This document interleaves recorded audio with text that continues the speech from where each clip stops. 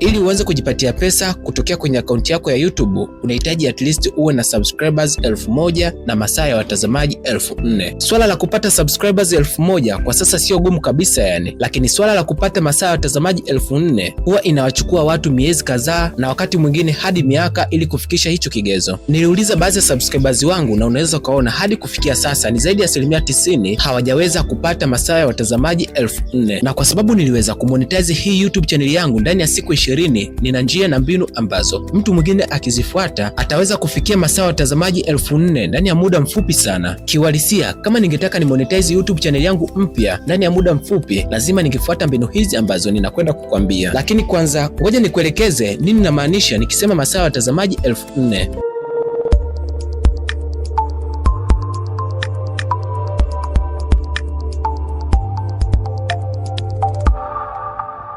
Tukienda kwenye hesabu za darasani, tukiakonvert haya masaa 4000 ya watazamaji, utapata ni sawasawa na dakika 240,000 za watazamaji pia. Sasa hii iko hivi, ashumu video zako zina wastani wa dakika 2. Kwa hesabu za haraka haraka, ili kupata dakika 240,000 ambapo ni sawasawa na masaa 4000 ya watazamaji, utahitajika kupata jumla ya viewers 120,000 ili kutimiza hayo masaa ya watazamaji. Kwa maana hiyo, kwa mfano ukiwa na video za dakika 3, utahitaji viewers 80,000 tu ili kuweza kufikisha masaa ya watazamaji 4000, na ukiwa na video za dakika 4 utahitaji viewers 60,000 peke yake ili kutimiza masaa ya watazamaji 4000. So hadi hapo natumai utakuwa umenielewa. Ukiwa na video za dakika nyingi, hii inamaanisha kuwa utahitaji viewers wachache ili kuweza kufikisha masaa ya watazamaji 4000. Kwa hesabu za haraka haraka, hiyo ni rahisi, lakini ni ngumu sana kumshawishi mtu atizame video yako kwa zaidi ya dakika 2 pasipo kuisogeza, na hapo ndipo ugumu wa kupata masaa 4000 ndani ya muda mfupi unapotokea. Sasa ili kumconvince mtu atizame video zako kwa muda mrefu zaidi, nataka tutizame hichi kitu. Kama ukichambua audio retention graph ya video yoyote ile ya YouTube,